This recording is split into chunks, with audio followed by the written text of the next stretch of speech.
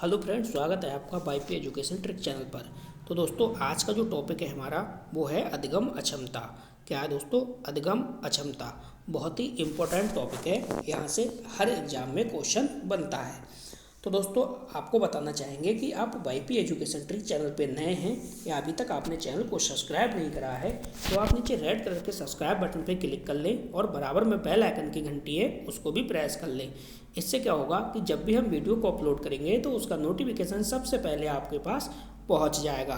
तो दोस्तों, आज की वीडियो का देखिए मोटिवेशनल कोट वही है हमारा। क्या है? शोर मत कर अभी गमों की रात है, शोर मत कर अभी गमों की रात है, धज्जियाँ उड़ा देंगे बस कुछ दिनों की बात है। देखिए, सब्सक्राइब माय चैनल को आप सब्सक्राइब करके रखिए। चाहे आप यूपी टेट की तैयारी कर रहे हैं या फिर सुपर टेट या राजस्थान रीट की तैयारी कर रहे हैं या फिर यू टेट की तैयारी कर रहे हैं, ठीक है, सभी सिलेबस के अकॉर्डिंग ही मैं आपको इसकी तैयारी करा रहा हूँ। तो बिना किसी देरी के अब दोस्तों करते हैं अपने टॉपिक को स्टार्ट। चलिए दोस्तों, देखिए स्लाइड आपकी स्क्रीन पे लगी हुई है। स्लाइड का क्या नाम है? यहाँ पे नाम है देखिए अधिगम अक्षमता। सबसे पहले मैं आपको बता दूँ, सबसे पहले हम इसमें थ्योरी सेक्शन को कवर करेंगे। इसके बाद हम ऑब्जेक्टिव क्वेश्चन की टेस्ट सीरीज को लगाएंगे, ठीक है। जितने भी इम्पोर्टेंट क्वेश्चन हैं सभी इस वीडियो में आपको देखने को मिलेंगे। इस वीडियो के बाद कोई भी वीडियो आपको यूट्यूब पे फिर देखने की आवश्यकता नहीं रहेगी। सारे डॉट आज आपके इसी वीडियो में कंप्लीट हो जाएंगे। टॉपिक का क्या नाम है? अधिगम अक्षमता। तो सबसे पहले आपको ये समझना है दोस्तों कि भाई जो अधिगम अक्षमता है, अधिगम अक्षमता होती क्या है, ठीक है। अधिगम अक्षमता क्या होती है इसका सबसे पहले अर्थ समझेंगे और ये समझेंगे कि अधिगम अक्षमता शब्द का प्रयोग किसने किया है। तो यहाँ पे देखो लिखा है 1963 में सैमुअल किर्क द्वारा, यानी अधिगम अक्षमता जो पद है इसका सर्वप्रथम प्रयोग किया है 1963 में सैमुअल किर्क द्वारा किया गया है। ये बात आपको ध्यान रखनी है, इनका नाम आपको नहीं भूलना है। डायरेक्ट पेपर में यहाँ से 1 नंबर का क्वेश्चन बनता है। अगला देखिए, अगली बात समझो, अधिगम अक्षमता का अर्थ। दोस्तों, अधिगम अक्षमता का अर्थ क्या है वो भी समझ लो।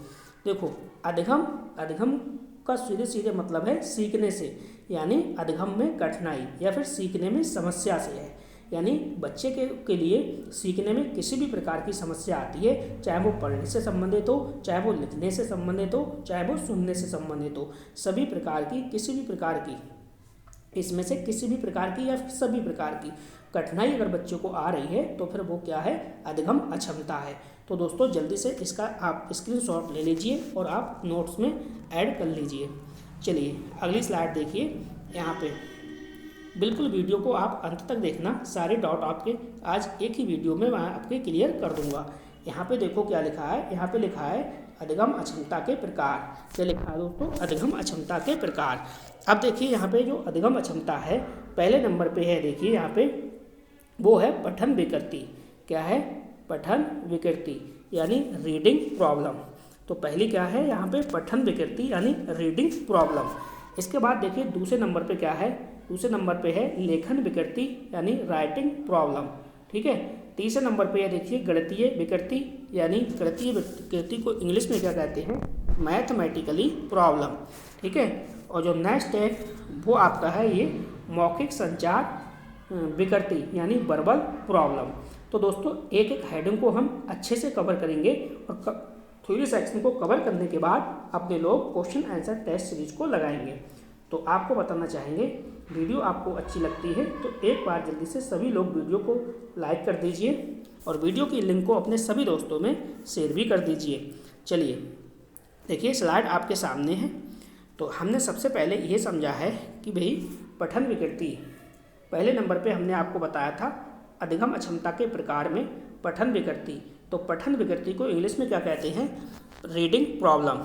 क्या बोलते हैं? Reading problem. अब देखो ये रीडिंग प्रॉब्लम है, ये कितने प्रकार की होती है? यहाँ पे देखो ये है डिसलेक्सिया। क्या है? डिसलेक्सिया। नेक्स्ट है हाइपरलेक्सिया। नेक्स्ट क्या है? एलेक्सिया। क्या है दोस्तों? एलेक्सिया। यानी पहले देखो, पहले नंबर पे आप यह पढ़ रहे हो, क्या पढ़ रहे हो? पठन विकृति यानी रीडिंग प्रॉब्लम। और रीडिंग प्रॉब्लम 3 टाइप्स की है। कौन कौन से प्रकार हैं? पहली क्या है इसमें? पहले नंबर पे देखो डिसलेक्सिया लिखा है। दूसरे नंबर पे लिखा है हाइपरलेक्सिया और तीसरे नंबर पे लिखा है दोस्तों एलेक्सिया। क्या लिखा है? एलेक्सिया। अब एक एक करके समझ लीजिए इनको, ये होते क्या है।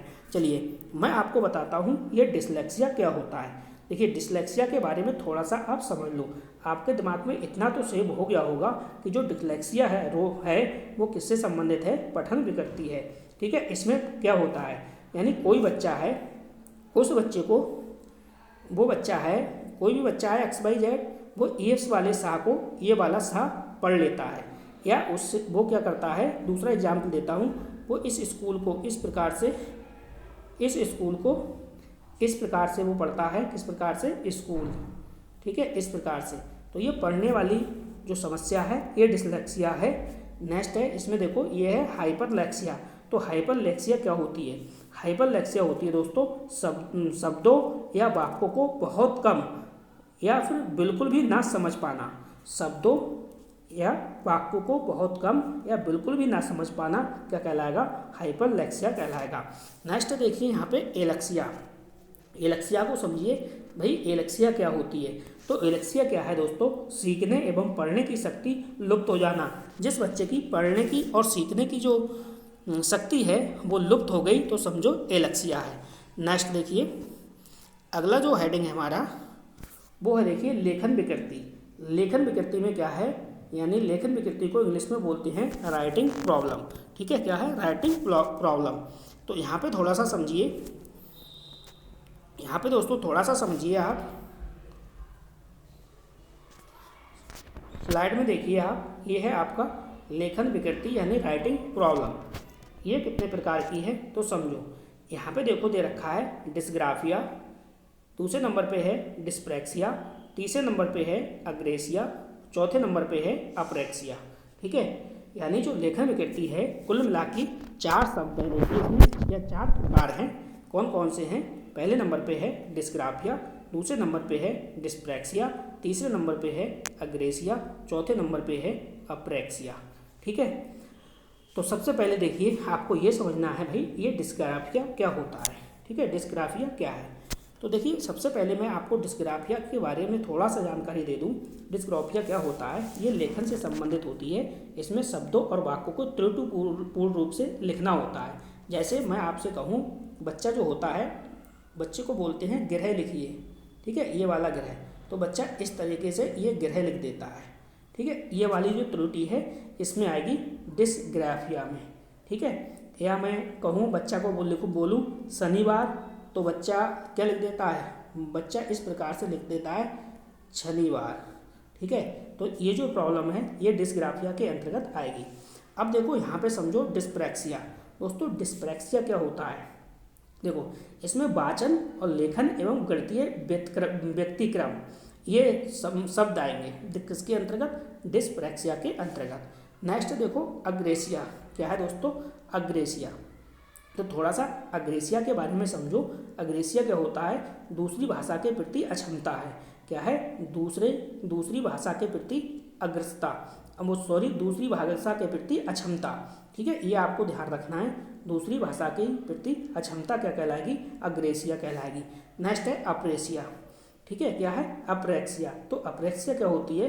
शारीरिक विकार, गामक अयोग्यता, आँख एवं हाथ में समन्वय स्थापित ना कर पाना क्या कहलाता है? अप्रेक्सिया कहलाता है।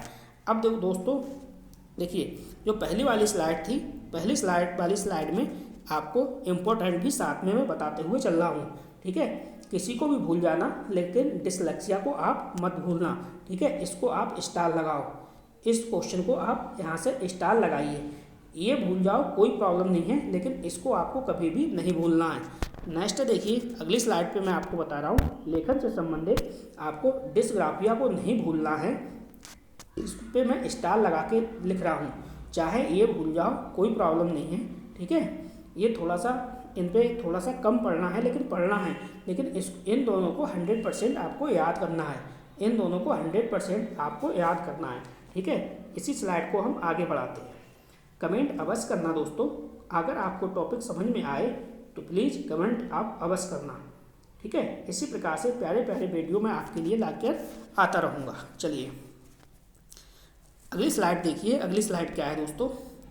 स्लाइड है गणित विकृति यानी मैथमेटिकली प्रॉब्लम। ठीक है, तो देखो इसमें क्या है भाई, इसमें देखिए dyscalculia, graphical dyscalculia, verbal dyscalculia, यानी 3 शब्द है। ठीक है, पहला क्या है डिसकैलकुलिया, दूसरा है ग्राफिकल डिसकैलकुलिया और तीसरा जो है वो वर्बल डिसकैलकुलिया है। अब देखिए इससे संबंधित मैं आपको थोड़ी सी जानकारी दे देता हूँ। ठीक है, तो सबसे पहले समझिए इसमें आपको समझना है डिसकैलकुलिया। डिसकैलकुलिया क्या है? अब देखो डिसकैलकुलिया क्या होती है, इसका जो दूसरा नाम होता है दोस्तों वो होता है न्यूमैलेक्सिया। चाहे न्यूमैलेक्सिया पूछे चाहे पूछे डिसकैलकुलिया, दोनों की बात एक ही है, ये गणित संबंधी है। अब इसको याद कैसे रखोगे? देखो इसमें आ रहा है कैलकुलिया, कैलकुलेशन। ठीक है, कैलकुलेशन किस में होती है? गणित में होती है। इस प्रकार से लिखना है आपको। तो इसमें प्रॉब्लम क्या होती है, बच्चे को कहाँ पे समस्या आती है? बच्चा जो है वो गणितीय अंकों शुद्धों के शुद्धता के साथ नहीं लिख पाता है। जैसे अगर मैं कहूँ बच्चे को बोलूँ 9×3 कितना हुआ, तो हुआ 27, बच्चा लिख देता है 72। ये प्रॉब्लम आती है इसके अंतर्गत। देखो सेकेंड जो नंबर पे है वो है ग्राफिकल डिसकैलकुलिया। अब दोस्तों ग्राफिकल जो डिसकैलकुलिया है, ये ग्राफ नहीं बना पाना, ये प्रॉब्लम आती है। ठीक है, ग्राफिकल डिसकैलकुलिया में ग्राफ ना बना पाना। नेक्स्ट देखिए तीसरे नंबर पे है दोस्तों वर्बल डिसकैलकुलिया। वर्बल जो डिसकैलकुलिया है वो है दोस्तों गणितीय संख्याएं नहीं बोल पाना। क्या है? गणितीय संख्याएं नहीं बोल पाना। तो उम्मीद करता हूँ आपको ये भी जो गणित विकृति है, मैथमेटिकली प्रॉब्लम है, ये भी आपको तीनों समझ में आई होंगी। अब दोस्तों चाहे आपको लास्ट में ये आप भूल जाओ, कोई प्रॉब्लम नहीं है, लेकिन इस पर मैं स्टार लगा के दिख रहा हूँ आपको, ये वाली आपको नहीं भूलना है। ठीक है, चलिए अगली स्लाइड देखिए आप। अगली स्लाइड क्या है उसको भी थोड़ा सा समझिए। चलिए इसमें क्या है, देखो मौखिक संचार विकृति है यानी वर्बल प्रॉब्लम है। तो इसमें क्या है इसके बारे में थोड़ा समझिए। देखिए पहले नंबर पे लिखा है अफेसिया यानी अफेजिया। चाहे अफेसिया बोलो या फिर अफेजिया बोलो, बात एक ही है। नेक्स्ट है इसमें डिस्फेजिया और डिस्फेजमा। ठीक है, दोनों की बात एक ही है। तो कुल मिला के आपको थोड़ा सा समझना है कि जो अफेसिया है या फिर मैं कह सकता हूँ या अफेजिया है, ठीक है, डिस्फेजिया या डिस्फेजमा, ये क्या है? तो सबसे पहले हम इसको समझते हैं, असेफिया या फिर अफेजिया, ये क्या होता है? दोस्तों ये भाषा संबंधी विकृति है। क्या है? भाषा संबंधी विकृति है। जैसे मैं आपसे कहूँ कि सुनी हुई भाषा को ग्रहण करने में कठिनाई का होना, यानी सुनी हुई जो भाषा है उसको ग्रहण करने में कठिनाई होना क्या कहलाता है? अफेसिया या अफेजिया कहलाता है। दूसरे नंबर पे देखो यहाँ पे दे रखा है डिस्फेजिया या डिस्फेजमा, ये क्या होता है? तो दोस्तों चोट के कारण विचार अभिव्यक्त ना कर पाना। क्या है? चोट के कारण विचार अभिव्यक्त ना कर पाना क्या कहलाता है? डिस्फेजिया या डिस्फेजमा कहलाता है। तो उम्मीद करता हूँ ये चारों स्लाइड आपकी समझ में आई होंगी। चलिए अगला समझिए आप। नेक्स्ट है दोस्तों यहाँ पे देखो, समझो, यहाँ पे है बुलिमिया। क्या है? बुलिमिया। तो दोस्तों बुलिमिया किससे संबंधित है ये थोड़ा सा समझो। देखो बुलिमिया है जो वो है भोजन ग्रहण प्रवृत्ति संबंधी समस्या है। क्या है? भोजन ग्रहण प्रवृत्ति संबंधी समस्या। नेक्स्ट देखिए यहाँ पे डिस्टोपिया क्या है? तो दोस्तों डिस्टोपिया जो है वो है बुरी काल्पनिक स्थिति। क्या है? बुरी काल्पनिक स्थिति। नेक्स्ट देखिए डिस्थीमिया। तो डिस्थीमिया क्या है? डिस्थीमिया के बारे में समझो। ये दोस्तों गंभीर तनाव अवसाद की अवस्था है। यानी डिस्थीमिया क्या है? गंभीर तनाव अवसाद की अवस्था है। नेक्स्ट देखिए यहाँ पे वो है साइकेस्थेनिया यानी साइकेस्थेनिया। ये क्या है? ये दोस्तों हैं सनक या अपराध बोध, यानी जो किसी प्रकार से सनकी टाइप के लोग होते हैं, ये वो वाली कंडीशन है। नेक्स्ट दोस्तों एलोगिया। क्या है? एलोगिया क्या है? एलोगिया है दोस्तों वाक्य अयोग्यता। एलोगिया क्या है? वाक्य अयोग्यता। अब दोस्तों ये स्लाइड का आप स्क्रीनशॉट ले लो, इसके बाद आप अपने नोट्सों में इसे ऐड कर लेना। ठीक है, कोई भी प्रॉब्लम नहीं है, सारे मैं आपको इम्पोर्टेंट करा रहा हूँ। चलिए अब देखो इस स्लाइड्स में सारे चाहे भूल जाना आप, कौन कौन से भूल जाना, चाहे आप ये भूल जाना और ये भी भूल जाना और ये भी भूल जाना, लेकिन ये वाला आपको नहीं भूलना है। इस पर मैं आपको स्टार लगा के दे रहा हूँ, डिस्थीमिया, और ये भी आपको नहीं भूलना है, ठीक है। इनमें मैं स्टार लगा के दे रहा हूँ क्योंकि ये इम्पोर्टेंट है। चलिए आगे की ओर चलते हैं। अगला देखिए, अगला दोस्तों है यहाँ पे, वो है पैराप्रेक्सेज। ये क्या है? ये दोस्तों है बोलने व लिखने की भूलें, इससे संबंधित है। नेक्स्ट दोस्तों हिस्टीरिया। हिस्टीरिया क्या है? हिस्टीरिया है चिंता के कारण दौड़े पड़ना तथा पक्षाघात हो जाना। क्या है? चिंता के कारण दौड़े पड़ना या पक्षाघात हो जाना। नेक्स्ट देखिए, वो है ऑडिटैक्टिया, ठीक है। ऑडिटैक्टिया ये क्या है? ये दोस्तों श्रवण विकार है। क्या है? श्रवण विकार है। नेक्स्ट देखिए है डिस्टोपिया, ये रिपीट हो गया है, बुरी काल्पनिक स्थिति है। नेक्स्ट देखिए इसमें वो है प्रोजेरिया। प्रोजेरिया क्या है? प्रोजेरिया है दोस्तों कम आयु में वृद्धावस्था के लक्षण है। क्या है दोस्तों? कम आयु में वृद्धावस्था के लक्षण क्या है? प्रोजेरिया है। तो उम्मीद करता हूँ ये स्लाइड भी आपके समझ में आई होगी, इसका भी आप स्क्रीनशॉट ले सकते हैं। चलिए अब यहाँ पे मैं आपको इम्पोर्टेंट स्टार लगा के बताता हूँ कौन कौन से आपको याद रखना है। दोस्तों एक तो आपको ध्यान रखना है हिस्टीरिया, ठीक है, ये नहीं भूलना है। और दूसरा आपको ध्यान रखना है ये ऑडिटैक्टिया, ठीक है, ये आपको नहीं भूलना है। बकाया चाहे आप भूल जाओ कोई प्रॉब्लम नहीं है, लेकिन आपको पढ़ना सब है। वो इसलिए क्योंकि अगर आप रीट मेंस एग्जाम में बैठने जा रहे हो तो दोस्तों वहाँ पे सीटें बहुत कम है, कंपटीशन बहुत ज़्यादा है, और कोई भी पेपर बनाने वाला ये नहीं चाहता कि आप पास हो। पेपर बनाने वाला यही चाहता है कि ज़्यादा से ज़्यादा बच्चों को फेल किया जाए। देखो एक्रोफोबिया, एक्रोफोबिया क्या है? ये दोस्तों ऊंचाई से डर लगना, क्या कहलाएगा? एक्रोफोबिया कहलाएगा। नेक्स्ट है बिंगी आहार विकार। बिंगी आहार विकार क्या होता है? इस विकार में व्यक्ति जरूरत से ज़्यादा क्या करता है? आहार ग्रहण करते हैं। यानी बिंगी आहार विकार में क्या होगा दोस्तों? इस विकार में व्यक्ति जरूरत से ज़्यादा आहार ग्रहण करते हैं। नेक्स्ट है देखो इसमें वो है डिसआर्थोग्राफिया। डिसआर्थोग्राफिया क्या है? डिसआर्थोग्राफिया है वर्तनी संबंधी विकार। क्या है दोस्तों? वर्तनी संबंधी विकार है। नेक्स्ट है डिमेंशिया। डिमेंशिया क्या है? डिमेंशिया है तर्क ना कर पाना, स्मरण शक्ति का कमजोर होना। क्या है? तर्क ना कर पाना, स्मरण शक्ति का कमजोर हो जाना डिस्मेंशिया के अंतर्गत आएगा। नेक्स्ट देखिए यहाँ में वो है डिस्मॉर्फिया। डिस्मॉर्फिया क्या है? डिस्मॉर्फिया है स्वयं के बारे में भ्रमित करना, यानी स्वयं के बारे में भ्रमित रहना। स्वयं के बारे में भ्रमित रहना क्या है? डिस्मॉर्फिया है। चलिए जल्दी से इसमें देखते हैं कि कौन कौन से आपको याद करने हैं, इम्पॉर्टेंट हैं। तो चलिए इम्पॉर्टेंट में एक तो आपका ये वाला है एक्रोफोबिया, दूसरा इम्पॉर्टेंट में है डिसआर्थोग्राफिया। नेक्स्ट है देखिए डिस्मॉर्फिया। इन पे मैं स्टार लगा के आपको दे रहा हूँ, ये आपको 100% याद होने चाहिए, ठीक है। तो उम्मीद करता हूँ दोस्तों ये थ्योरी वाला जो सेक्शन है वो आपका कंप्लीट हो गया। अब आ गए ऑब्जेक्टिव टाइप क्वेश्चन।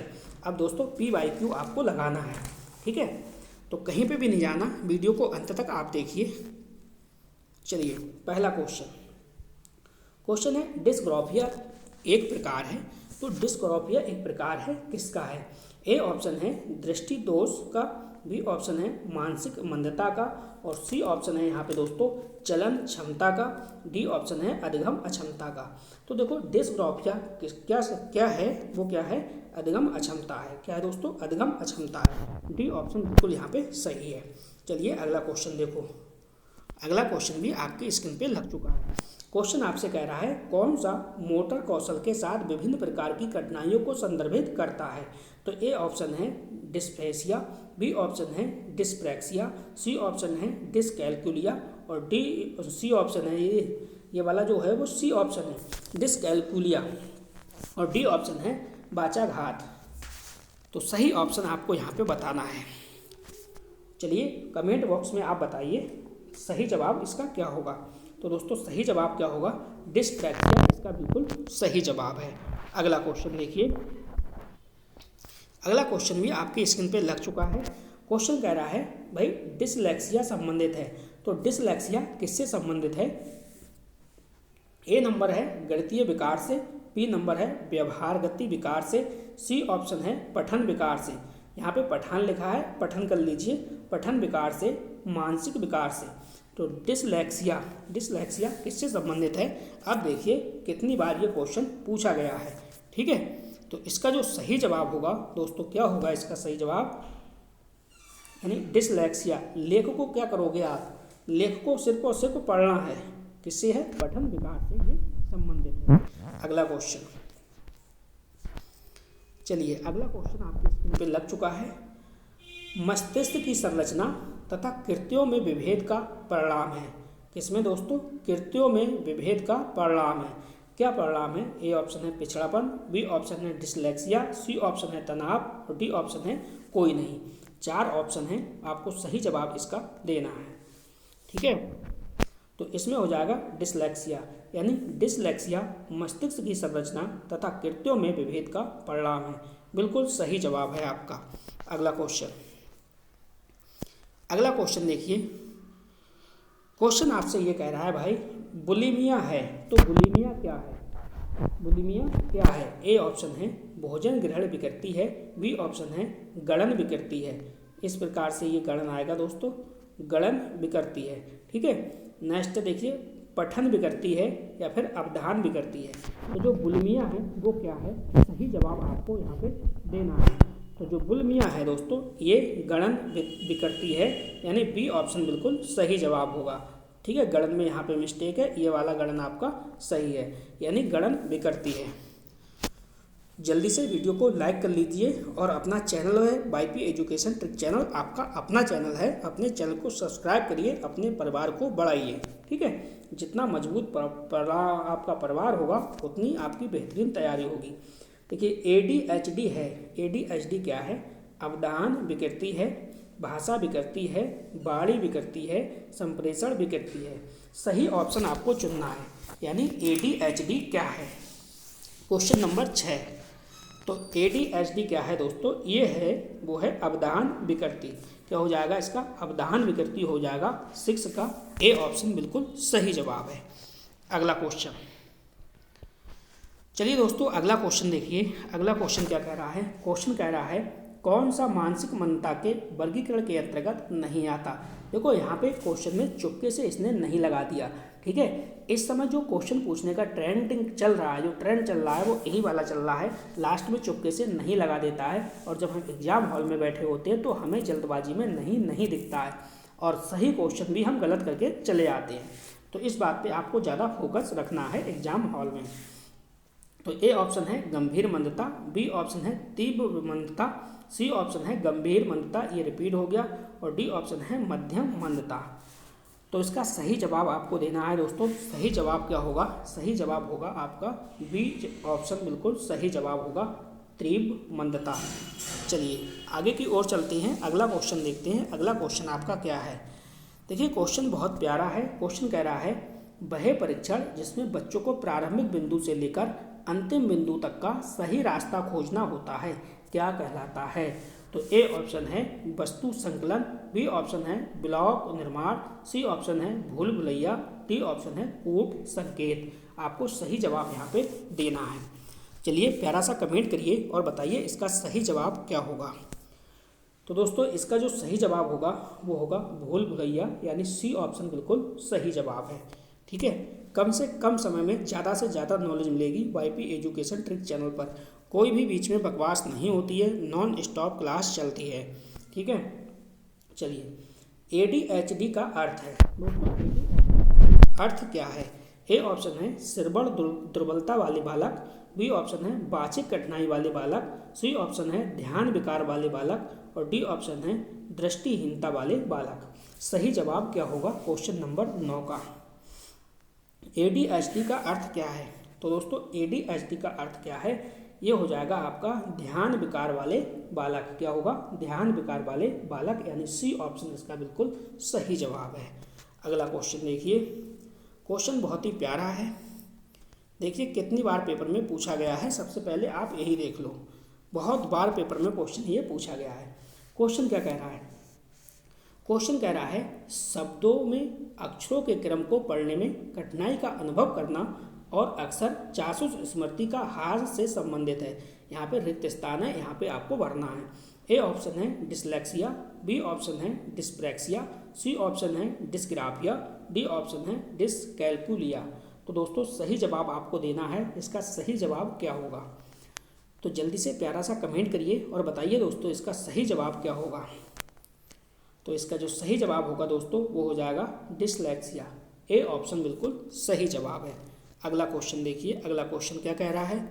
क्वेश्चन दोस्तों कह रहा है कि भाई, क्वेश्चन कह रहा है एक बच्चा है जो ग्रस्त है, यहाँ पे देखो रिक्त स्थान है, यहाँ पे आपको भरना है। जो ग्रस्त है सा और वह, जो बच्चा है ग्रस्त है वह सा और बाज, न्यूक्लियर और न्यूक्लियर इस प्रकार से देखिए लिखा हुआ है, ये में अंतर नहीं कर सकता है। तो ए ऑप्शन है डिस्मॉर्फिया, बी ऑप्शन है डिसलेक्सिया, सी ऑप्शन है डिसलेक्सीमिया और डी ऑप्शन है शब्द जबलिंग विकार। सही ऑप्शन क्या है उसको आपको यहाँ पे चुनना है। तो जल्दी से बताइए क्वेश्चन नंबर 11 का सही जवाब क्या होगा। तो चलिए दोस्तों सही जवाब हमारा क्या होगा, बी ऑप्शन बिल्कुल सही हो जाएगा, डिसलेक्सिया। क्या होगा? डिसलेक्सिया। चलिए अगला क्वेश्चन देखिए, अगला क्वेश्चन क्या कह रहा है दोस्तों। क्वेश्चन क्या कह रहा है, क्वेश्चन को पहले समझो। क्वेश्चन कह रहा है एक अधगम विकलांगता जिसमें लिखावट में कठिनाई शामिल है कहलाता है। क्या कहलाता है? ए ऑप्शन है डिसलेक्सिया, बी ऑप्शन है डिसकैल्कुलिया, सी ऑप्शन है ध्यान अभाव अति सक्रियता विकार, सी ऑप्शन क्या है? ध्यान अभाव अति सक्रियता विकार, और डी ऑप्शन है डिसग्राफिया। तो दोस्तों सही जवाब आपको बताना है, इसका सही जवाब क्या है। बहुत ही प्यारा सा क्वेश्चन है और काफ़ी इम्पोर्टेंट क्वेश्चन है ये। इस क्वेश्चन पे स्टार लगाओ, अपनी डायरी में नोट करिए दोस्तों, वेरी वेरी इंपॉर्टेंट क्वेश्चन है। तो इसका जो सही जवाब होगा हो जाएगा डिसग्राफिया। डी ऑप्शन बिल्कुल इसका सही जवाब है। चलिए अगला क्वेश्चन देखिए, क्वेश्चन नंबर 13। क्वेश्चन क्या कह रहा है सबसे पहले उसको पढ़िए। कह रहा है एक शिक्षक ने देखा कि रानी को सही वर्तनी लिखने में परेशानी है। बड़े बहे छोटे अक्षरों का भेद, बड़े बा, ठीक है यहाँ पे करना है, बड़े बा छोटे अक्षरों का भेद नहीं कर पाती। वह अक्षर बनाने में परेशानी आती है, यानी उसे क्या है अक्षर बनाने में भी परेशानी आ रही है। कौन सी विकलांगता है? ए ऑप्शन है डिस्टोपिया, बी ऑप्शन है डिस्फेजिया, सी ऑप्शन है डिस्ग्राफिया, डी ऑप्शन है डिसकैल्कुलिया। तो दोस्तों सही जवाब आपको देना है, इसका राइट आंसर क्या होगा। जल्दी से प्यारा सा कमेंट करिए और बताइए इस क्वेश्चन का सही जवाब क्या होगा। तो सही जवाब है वो क्या होगा, डिसग्राफिया, यानी सी ऑप्शन बिल्कुल सही जवाब है। अगला क्वेश्चन देखिए, क्वेश्चन नंबर 14 आपकी स्क्रीन पे लग चुका है। देखिए चैनल को अभी तक आपने सब्सक्राइब नहीं करा है तो प्लीज़ चैनल को सब्सक्राइब करके रखिए, क्योंकि जो थ्योरी वाइज यानी जो टॉपिक वाइज टॉपिक आपकी जो क्लास चल रही है उसके भी हम टॉपिक में के बाद MCQs करा रहे हैं। उसकी क्लास शाम को 7 बजे चल रही है। और जो दूसरी क्लास है दोस्तों जो चल रही है संगम सीरीज के नाम से, क्या चल रही है? संगम। क्या चल रही है दोस्तों? संगम सीरीज के नाम से चल रही है। शाम को संगम सीरीज शाम को चल रही है दोस्तों 8 बजे, जिसमें हम 3000 प्रश्न आपको बिल्कुल फ्री में करा रहे हैं मॉक टेस्ट के माध्यम से। तो दोनों क्लास आप आराम से ज्वाइन कीजिए और अच्छे से अपनी मजबूती से तैयारी करिए।